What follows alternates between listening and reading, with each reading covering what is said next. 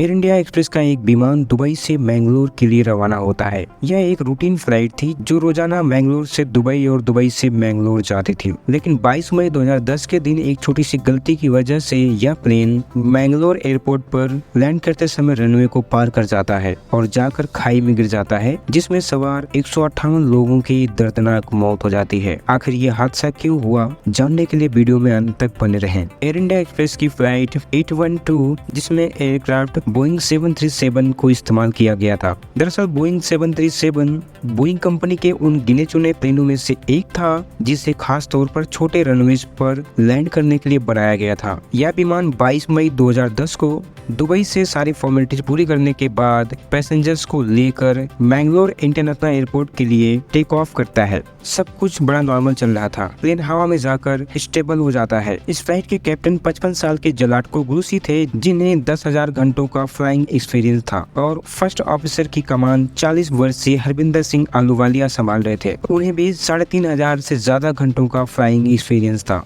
इस फ्लाइट में 4 flight attendants थे। कुल मिलाकर इस फ्लाइट में 167 लोग सवार थे। टेक ऑफ के बाद यह प्लेन बिल्कुल स्मूथ हो जाता है। सब कुछ नॉर्मल चल रहा था। फ्लाइट अटेंडेंट पैसेंजर्स की सेवा में लग जाते हैं। फ्लाइट के पहले लगभग आधे घंटे से ज्यादा देर तक कैप्टन और फर्स्ट ऑफिसर के बीच कोई भी बात नहीं होती, क्योंकि कैप्टन थकान होने की वजह से टेक ऑफ करते ही सो गए थे और सभी जरूरी radio calls first officer Harvinder Singh Ahluwalia को ही करनी पड़ रही थी। अब फ्लाइट के फ्लाई करते सुबह के 5:30 बज गए थे और फ्लाइट अपने लैंडिंग पॉइंट पर पहुंचने वाली थी। उसके बाद एटीसी द्वारा फर्स्ट ऑफिसर को इन्फॉर्म किया गया कि मैंगलोर में लैंड करने के लिए उन्हें ILS DMI ARC अप्रोच लेनी पड़ सकती है। आपको बता दें कि ILS DMI ARC अप्रोच एक इंस्ट्रूमेंटल अप्रोच होता है, जिसका इस्तेमाल पायलट लो विजिबिलिटी कंडीशन में लैंडिंग करने के लिए करते हैं। दरअसल यह एक इंस्ट्रूमेंटल लैंडिंग सिस्टम होता है जो रेडियो सिग्नल का इस्तेमाल करके प्लेन को रनवे की तरफ एक सटीक गाइडेंस प्रदान करता है। फर्स्ट ऑफिसर एटीसी की इस इंफॉर्मेशन को कॉपी कर लेते हैं। अब फ्लाइट अपने गंतव्य स्थान यानी मैंगलोर एयरपोर्ट से 77 किलोमीटर की दूरी पर होती है और यहीं पर एटीसी द्वारा इस फ्लाइट को उसकी ऊंचाई 7,000 फीट तक कम करने का निर्देश दिया जाता है। आपको बता दें कि मैंगलोर इंटरनेशनल एयरपोर्ट एक पहाड़ के ऊपर बनाया गया है। इसे टेबल टॉप रनवेज भी कहते हैं। इस रनवे के दोनों सिरों की तरफ गहरी खाई है। इस तरह के रनवे पर प्लेन को लैंड करना बहुत मुश्किल होता है, क्योंकि जरा सी गलती की वजह से प्लेन रनवे से उतरकर खाई में गिर सकता है। इसी खतरे को देखते हुए एयर इंडिया एक्सप्रेस ने यह नियम बनाया था कि एयरपोर्ट पर लैंडिंग और टेक ऑफ सिर्फ कैप्टन ही परफॉर्म करेंगे, मगर इस फ्लाइट के कैप्टन अपने साथी को पूरा कंट्रोल थमाकर खुद सो रहे थे। आपकी जानकारी के लिए बता दें कि इस एयरपोर्ट पर कैप्टन जलाटको गुरुसी 16 बार सफलतापूर्वक लैंडिंग कर चुके थे, लेकिन फर्स्ट ऑफिसर हरविंदर सिंह ने यहाँ पर एक भी बार लैंड नहीं किया था। लेकिन इतना जरूर था कि फर्स्ट ऑफिसर इस एयरपोर्ट पर आने वाली 65 से ज्यादा फ्लाइटों में को पायलट की भूमिका निभा चुके थे। अब फर्स्ट ऑफिसर ने प्लेन की ऊंचाई को घटाना शुरू किया। तब तक कैप्टन के बीच किसी भी तरह की कोई बात नहीं हुई। इस पॉइंट पर एयरक्राफ्ट की ऊंचाई 18,400 फीट थी और एयरपोर्ट से इसकी दूरी महज 25 किलोमीटर रह गई थी। यहीं पर मैंगलोर एरिया कंट्रोलर प्लेन की ऊंचाई को और कम करने के लिए कहता है। फर्स्ट ऑफिसर तुरंत ही उसकी ऊंचाई को कम करते हुए ILS DMI ARC approach start कर देते हैं। लेकिन इस फ्लाइट के साथ दिक्कत यह थी कि इसकी ऊंचाई जरूरत से ज्यादा थी। अब इस फ्लाइट का कंट्रोल अनएक्सपेक्टेड रीजन से मैंगलोर एरिया कंट्रोलर के द्वारा ATC टावर को सौंप दी जाती है। टावर कंट्रोलर के द्वारा प्लेन को ILS DMI ARC अप्रोच के जरिए रनवे से 10 मील की दूरी पर पश्चिम से पूर्व की तरफ 240 डिग्री के एंगल में गोल गोल घूमते हुए आगे बढ़ने के लिए कहा जाता है। फर्स्ट ऑफिसर इस मैसेज को तुरंत कॉपी करते हैं, मगर इसके साथ ही वह एक जोर की उबासी भी लेते हैं, जिससे पता चलता है कि वह अकेले प्लेन को उड़ाकर थक चुके हैं और पूरी तरह अलर्ट नहीं है। तभी कैप्टन जलाटको को पहली बार यह एहसास होता है कि उनका प्लेन नॉर्मल से ज्यादा ऊंचाई पर उड़ रहा है। इस समय प्लेन की ऊंचाई 9,000 फीट होती है। तभी यह देखते ही कैप्टन जलाटको प्लेन को तेजी से नीचे लाने के लिए लैंडिंग गियर को डाउन कर देते हैं। इसके साथ ही वह स्पीड ब्रेक्स को भी एक्सेलरेट कर देते हैं ताकि प्लेन की ऊंचाई कम समय में ज्यादा से ज्यादा घट सके। कैप्टन लैंडिंग चेकलिस्ट को कंप्लीट करके प्लेन को लैंडिंग कराने के लिए रनवे की तरफ बढ़ा देते हैं। इस समय प्लेन की एयरपोर्ट से दूरी सिर्फ 2.5 मील और ऊंचाई 9,000 फीट होती है। फर्स्ट ऑफिसर चिल्लाते हुए कैप्टन को वार्न करते हैं कि एल्टीट्यूड बहुत ज्यादा है लेकिन कैप्टन उनको अनसुना करके ऑटो पायलट और दूसरे सभी लैंडिंग असिस्ट सिस्टम को ऑफ कर देते हैं और खुद मैनुअली प्लेन की ऊंचाई को तेजी से कम करने का प्रयास करने लगते हैं। इस पर फर्स्ट ऑफिसर कहते हैं कि ऊंचाई कम करने के लिए हमें एक चक्कर लगाकर वापस आना चाहिए, लेकिन कैप्टन ऐसा करने के बिल्कुल भी मूड में नहीं थे। को पायलट बार बार कैप्टन को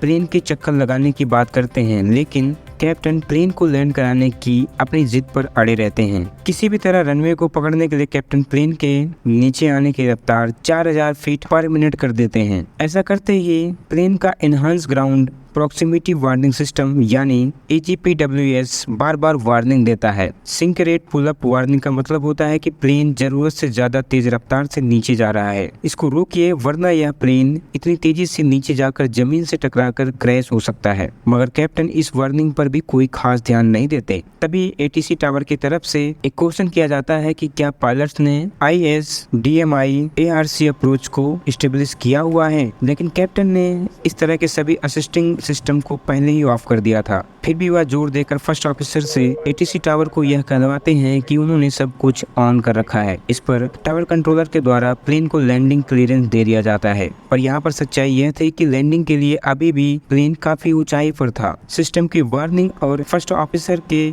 चक्कर काटकर आने को कहने और ATC टावर की इंफॉर्मेशन आदि को नजरअंदाज करते हुए कैप्टन प्लेन को लैंडिंग कराने के लिए रनवे के करीब ले आते हैं, लेकिन अभी भी प्लेन की ऊंचाई काफी ज्यादा थी। प्लेन को रनवे के जिस पॉइंट पर टच डाउन करना था, प्लेन उससे काफी आगे निकल गया था और थ्रेशोल्ड से 5200 फीट आगे जाकर रनवे को टच डाउन करता है, जिसके चलते अब प्लेन को रोकने के लिए आगे सिर्फ 2800 फीट का ही रास्ता बचता है। साथ ही इस प्लेन की रफ्तार नॉर्मल से कहीं ज्यादा थी। कैप्टन प्लेन को टच डाउन करते ही थ्रस्ट रिवर्सर को ऑन कर देते हैं, लेकिन प्लेन की रफ्तार कम न होते देख ब्रेक लगाने के 5 सेकंड बाद ही कैप्टन इसे वापस उड़ाने की कोशिश करते हैं, मगर तब तक बहुत देर हो चुकी थी। प्लेन रनवे को क्रॉस करते हुए आगे बढ़ जाता है। इसके आगे रास्ते में 60 मीटर की एक स्ट्रिप और 9 मीटर का एक सेफ्टी एरिया भी आता है, लेकिन यह प्लेन इतनी स्पीड में था कि वह उन सभी को पार करके गहरी खाई में गिरकर क्रैश हो जाता है। मौके पर रेस्क्यू टीम पहुंचती है और बचाव कार्य शुरू होता है, मगर प्लेन में मौजूद कुल 167 लोगों में से सिर्फ 8 लोग ही जिंदा बच पाते हैं। Airport authority of India, DGCA और बोइंग के ऑफिशियल्स की अलग अलग टीमें हादसे की जगह पर इन्वेस्टिगेशन के लिए जाती हैं। सभी टीमें अपने अपने तरीके से हादसे की इन्वेस्टिगेशन करती हैं। इसके अलावा इंडियन गवर्नमेंट मामले की तह तक पहुंचने के लिए एक कोर्ट ऑफ इंक्वायरी को भी अपॉइंट करती है। रिपोर्ट में यह बात सामने आती है कि यह हादसा कैप्टन की गलती और उनकी लैंडिंग करने की जिद तथा हालातों को हल्के में लेने की वजह से हुआ। कैप्टन ने अपने को पायलट की बात को बिल्कुल भी अनसुना कर दिया और वहीं सिस्टम की वार्निंग्स पर भी ध्यान नहीं दिया। इन्वेस्टिगेशन में यह भी बताया गया कि फ्लाइट से पहले अच्छा खासा रेस्ट लेने के बाद भी कैप्टन टेक ऑफ के बाद लंबे समय तक सोते रहे, जिससे लंबे समय तक सोने की वजह से वे नींद से जागने के बाद भी सही निर्णय नहीं ले पाए। इसके साथ ही मैंगलोर एरिया कंट्रोल रेड का उस दिन अवेलेबल न होना भी हादसे की एक अहम वजह बना, क्योंकि इसकी वजह से प्लेन को उसकी ऊंचाई कम करने का मैसेज काफी देर से दिया गया। अगर सही समय पर ऊंचाई कम करने का मैसेज को पायलट को मिल गया होता तो शायद इतनी बड़ी दुर्घटना न होती। हालांकि इतना बड़ा हादसा केवल किसी एक व्यक्ति की गलती की वजह से नहीं हुआ, इसमें कई सारी चीजें वजह बनकर सामने आई। इस प्लेन में ज्यादातर लोग मैंगलोर के ही लोकल लोग थे। यह हादसा बेहद दर्दनाक था। दोस्तों, इस हादसे में गलती किसकी थी, आप कमेंट करके अपनी राय दे सकते हैं। चैनल को सब्सक्राइब जरूर करें। मिलते हैं अगली वीडियो में, तब तक के लिए धन्यवाद।